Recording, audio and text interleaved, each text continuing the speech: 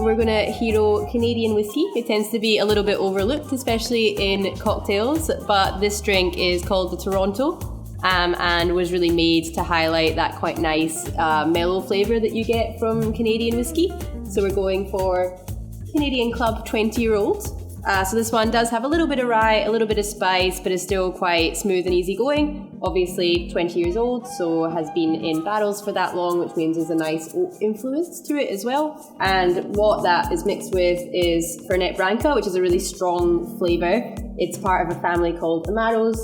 Good for your digestion, for your tummy after you've eaten too much. It's basically, a really kind of bittersweet, almost quite minty flavour going on in there.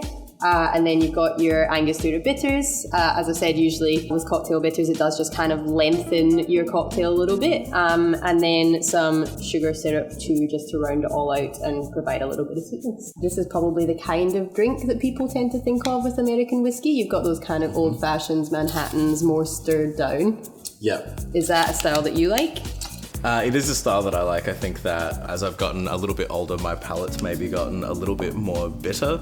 So I've started to gravitate towards drinks like the Toronto that have got that really nice kind of bitter herbal flavor profile. Maybe not the first place that you want to start when it comes to American cocktails, but if you do have a palate that's a little bit drier and a little bit more herbal, not quite on the sweet side of things, then this is a really good option. So you do have 2 full shots of your Canadian Club in there, so 60 mils.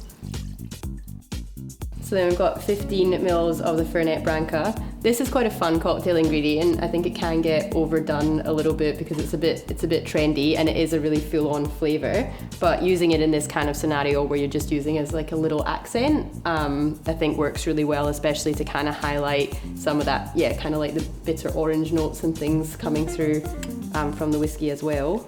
Absolutely, and because with this one you're using basically equal parts of that intensely bitter and herbal Amaro with also sugar syrup, it kind of balances out really well. But for me, this is one of my favorite after dinner drinks because it does have that bit of the Fernet in there, so it's really good for settling your stomach if you've had a big meal. Little digestive, and then you're like, it's medicinal as well. Yeah, that's it. It's good for you. Now, I always tell you to get your garnish prepared before you start making the drink. I forgot to do that this time, but we'll do it now before we put the ice in so that it's not sitting and diluting while you're doing a lemon twist. Good call. This one we did have a little discussion about because orange twist is also accepted as your garnish in a Toronto, but I think, especially when you're kind of wanting to highlight that quite nice, mellow, kind of bright Canadian whiskey, having that kind of brighter citrus pop there probably makes more sense.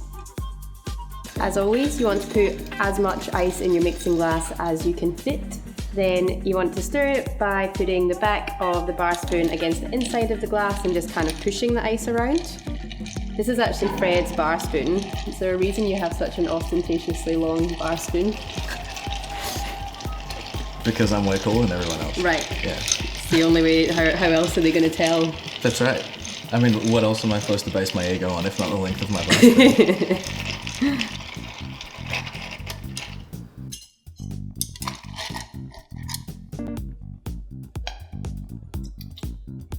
Good. Delicious. Grab your glass out of the fridge, use your julep strainer to hold the ice back, and you're just going to pour it in.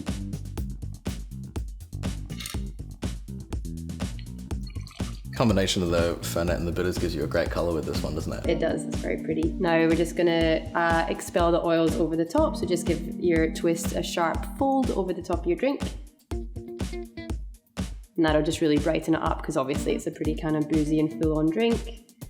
Give it a little twist and pop it in your glass. The Toronto. So now you know.